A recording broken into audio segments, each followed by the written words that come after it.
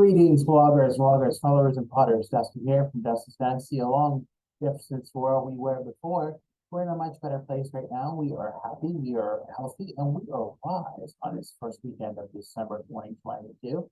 As you can tell, you really can't tell, but you can somewhat see more of my face today. And the reason is because I made it to my point where I am alive and well and doing well.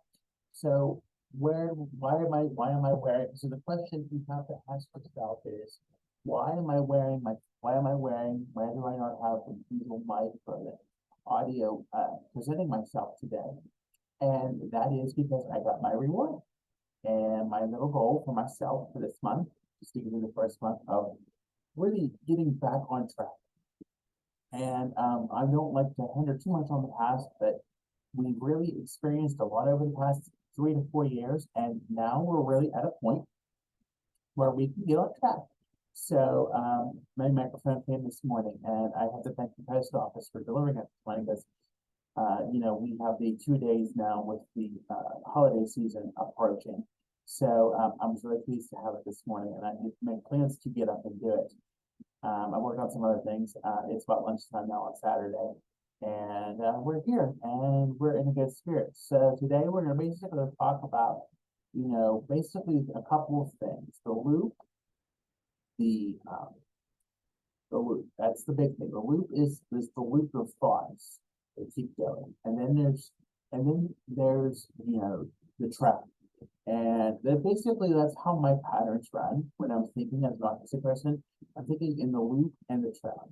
So the loop, it is where you have these thoughts and they keep coming and they don't stop. And sometimes they're very irrational, or they're very impulsive, or they're very superseding everything else that you do in your plan. And at times when those thoughts are exceeding or overrunning or overthinking, as some like to say, they can be a deterrent to what you want to do in life. And many times, for me, especially over the last 3 to 4 years, I would run with those words and I would believe them. And a lot of times that just wasn't the case. I've been joining other advocates' lives in the past week, and I've been doing a lot of work on my own, and it really feels good when you're really at your best. And I can't contribute enough to the medicine, although it's not truly the medicine that was really the decision. It was just making the decision at the end of last month. This is December the 3rd today. But making the decision at the end of October to really shape up my A game as far as not thinking so negative anymore. And of course, Thanksgiving, of course, is a series of gratitude, and there's a lot of things, especially in the States here, with Thanksgiving being a big holiday. But additionally, along with that, we had the whole DoorDash issue. So that was a whole big conundrum, and we've really not used DoorDash. I'm not really installed the app with it back on the phone, so that's a blessing. And I've only been tempted to go to it one time, but I did not use it, thankfully. So I've only been ordering from a local pizza shop or somewhere close, and usually 1-2 times a week max. That I'm really ordering out and getting food. So that I think that's definitely an improvement compared to every day, and maybe once in a while, twice a day in the course of several weeks. And the weight is come off on the scale, and I'm very happy about that as well. But sometimes we're not all perfect. Things happen. But we're getting much better. We're doing much better and much more healthier, mentally, physically, spiritually, everything, since the last month. And I'm really seeing a change in myself, and I'm really seeing it, and everybody else is seeing a change too that's working with me. And I think also to some degree, how we realize that sometimes virtual services just don't work all the time, and that there needs to be more of a hands-on, one-on-one when coming to an approach of things, and the value of that. So now I'm not saying to totally abolish it, not totally take it away, but I'm referring it to as you need to sort of have a sense of where you need a healthy mix of it, that for me, I'm accepting the fact that, accepting the fact of many things, but one of the many things I'm accepting is the fact that, maybe, virtual services as far as getting a tangible, billable service that is something that is not hands-on or something that I can do on my own, is not a valid, is not able to be properly delivered to me. It doesn't work right. It's not valuable for me. I don't retain as much information. I don't take as much information in, and I'm not able to connect with others as I do when I'm in person. And we can say all we want about the pandemic and how it is. And we lived and learned that just as I went through the experience and I did the rock bottom in the middle of the pandemic and everything else when the world shut down, I think we also realized that, the world had to learn just as much as we did. We have the great technology now to do the things that we can do. And then that's nice for connecting when you can't connect within, within a place, or you have a resource, I don't have a resource available to you. So I think it's a love-hate relationship with technology, but as far as it is, there's some things I like to do and some things I don't like to do. And, I think as far as getting tangible services from the local agencies and that are viable for me and work, like therapies and programs, that definitely has to be done, and working especially. I think I see a difference when I'm not working and how it's hard as a neurodiverse person to continue to keep focus. And, it can be two and half one dozen of the other, with where you need that social connection, or where you need that, or you have trouble with social things. I think for me, in my instance, and it's my experience only, is the fact that I get the experience because I've lived it, and I work with people who know me and expect me. And I know that's not every situation, but in my environment, in my reality, it's what works for me. And I had to also accept the fact that this is what it has to be now. This is what life is for the time being, until I can ground myself a little bit more and maybe, proceed going on further with things. But as of today, as of this December, which I love December, it's one of my second or third favorite months. This is where we have to stand in our journey, and this is where it's going to be, and we're just going to live life the best we can right now over the winter, and that's okay. You can take a breather. You can take a little bit of time, but accepting the fact that there's accepting the fact, and I could probably call this acceptance too, but just accepting not to go into the trap, the circle, or the track, and the running around, and then and then getting into the trap and accepting. I think that's the thing. Like, I can't get into that. That there's things. The circle, the trap, and the acceptance. I have to accept my autism diagnosis for what it is. I'm going to have sensory issues. I'm going to have other issues. There's going to be things that just come with the autism. And as much as I want to mask it, if I can humanly not mask it, and get through life without it, and be accepted for with the accommodations and needs that I can have, then I need to do that. It's what the world is today. The world's slowly growing to autism. I often say I'm often told that I come from the dark ages, and I do. I'm in my late 30s, so I've been around a lot, and I've been from when it was an ASPE, and if I use that term, please forgive me for offending anybody for using it, but that was my initial diagnosis, and probably still is. But it's just whatever it was a diagnosis. In 1998, it was a diagnosis for me, and it worked, and it got me what I needed. It got me the segue to start learning about myself. But I don't think all those 25 years I worked, let's not, I can believe I'm saying 24, 25 years since I got my diagnosis, that we're actually at a point in our juncture where I'm just accepting me for me and who I am, and saying this is the quirks that come with me, and just working with it.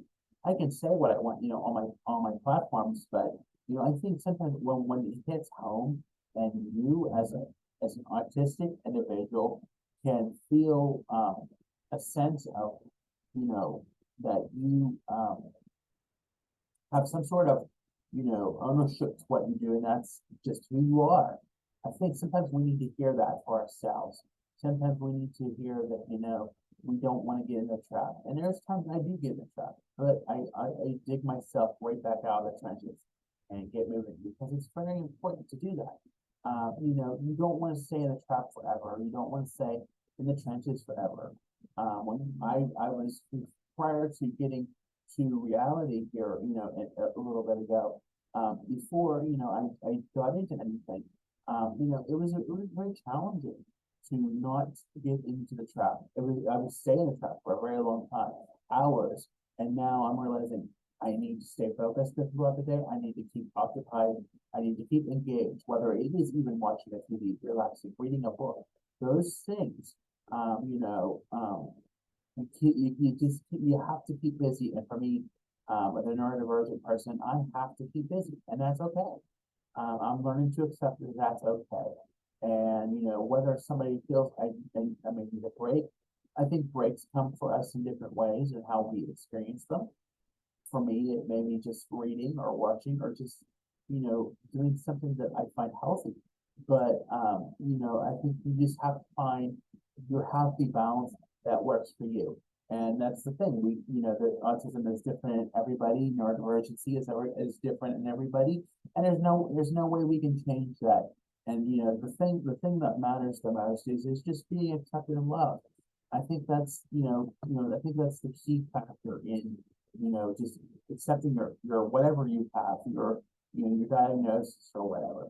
I think it's just you have to accept it for what you have and work through the challenges that you have.